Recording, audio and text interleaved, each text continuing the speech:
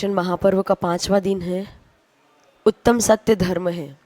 और सब लोग सोचते हैं कि उत्तम सत्य का मतलब है सिर्फ सच बोलो, कुछ भी बोलो, सच बोलो, जो सत्य है, जो जैसा है बस वैसा का वैसा बोलो, भले कुछ भी हो जाए परंतु सच बोलो। लेकिन हमारे आचार्य भगवान कहते हैं केवल सच बोलने से काम नहीं चलेगा।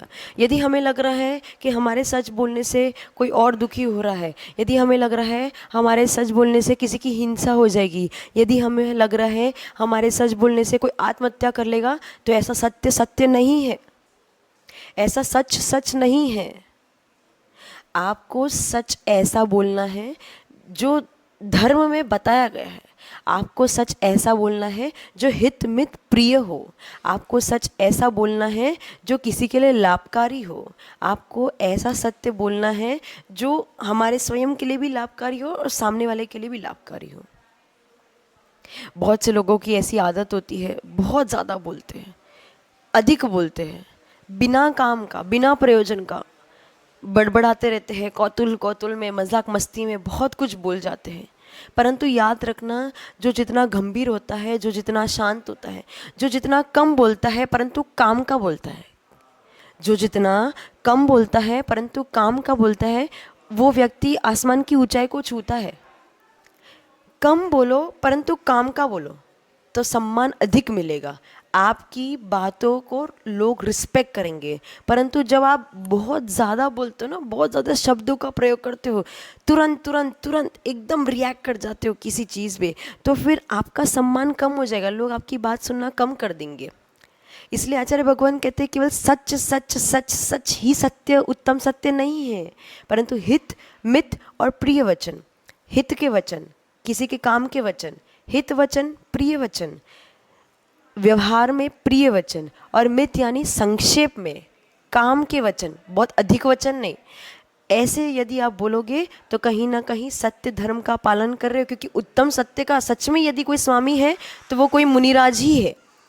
मुनिराज के अलावा उत्तम सत्य का पालन कोई नहीं कर सकता है। लेकिन एटलीस्ट जो श्रावक है, जो घर पे रह रहे हैं, वो घर पे रह के भी थोड़ा बहुत तो कुछ अंश रूप में तो सत्य का पालन कर सकते हैं ना।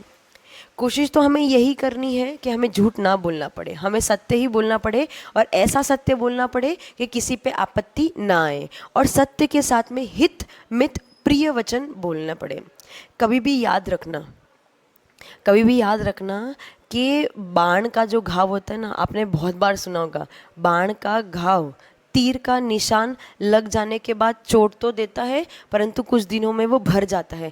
परंतु जो शब्दों का घाव होता है, कितने ही दिन बीत जाते हैं लेकिन वो भर नहीं पाता। और बंदूक से यदि गोली निकल भी जाएगी ना, तो उसे किसी ना किसी प्रयोग से हम रोक भी सकते हैं, परंतु यदि ये मुख से शब्द निकल गए तीर के समान और चुभ गए ना, तो उसे आप कोई रोक नहीं पाएगा, वो आपका रिश्ता अवश्य टूट जाएगा, मृत्यु को प्राप्त हो जाएगा। इसलिए बहुत सोच समझ के अपने मुख से शब्द निकालना। वो कहते हैं ना, तोल मोल के बोलो। अरे भाई, हमें पता है सामने वाला अंधा है, तो अंधे को अंधा कहोगे तो अंधा जाएगा रूठ। प्यार से पूछ ले क्यों गई फूट। अरे तुम्हें उसे, वो अंधा है, तुम जानते हो वो अंधा है, अरे प्यार से पूछ लो भाई तेरे को क्या हो गया, कैसे फूट गई। अब उसको अंधा अंधा अंधा अंधा करके चिल्लाओगे तो उसको अपमान लगेगा।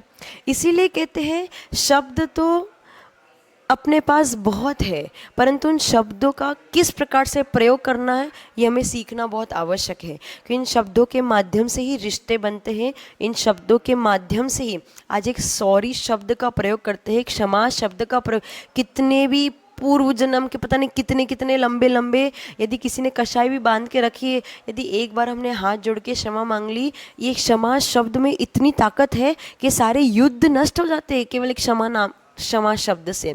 इसलिए शब्दों में बहुत ताकत है, इसका प्रयोग बहुत अच्छी तरीके से करो। याद रखना, नदी जो होती ना, नदी में कैसा पानी बहता है, एकदम निर्मल स्वच्छ पानी बहता है। हाँ, ये बात है कि उसमें पानी बहुत कम होता है। और सागर में कितना पानी होता है, बहुत सारा पानी मिलेगा, लेकिन सागर का पानी कैसा होता है, खारा होता है। तो बहुत सारा पानी तो मिलेगा लेकिन खारा पानी मिलेगा, और नदी में कम पानी मिलेगा लेकिन स्वच्छ और निर्मल। इसलिए क्वांटिटी पे मत जाओ, क्वालिटी पे जाओ। शब्दों की क्वालिटी को पकड़ो, क्वालिटी शब्दों का प्रयोग करो। एक ही बात को अपन अलग अलग तरीके से कह सकते हैं। तो उस क्वालिटी, उस तरीके का प्रयोग करो कि जो तरीका आपके रिश्ते नातों को और उभार के बाहर लाए, आपके रिश्ते नाते को और स्ट्रॉन्ग करे, आपकी पर्सनालिटी को और स्ट्रॉन्ग करे, लोग आपका सम्मान करने सीखे। क्योंकि पर्सनालिटी में सबसे मेन चीज़ होती ना, तो वो आपके मुख से निकलने वाले शब्द।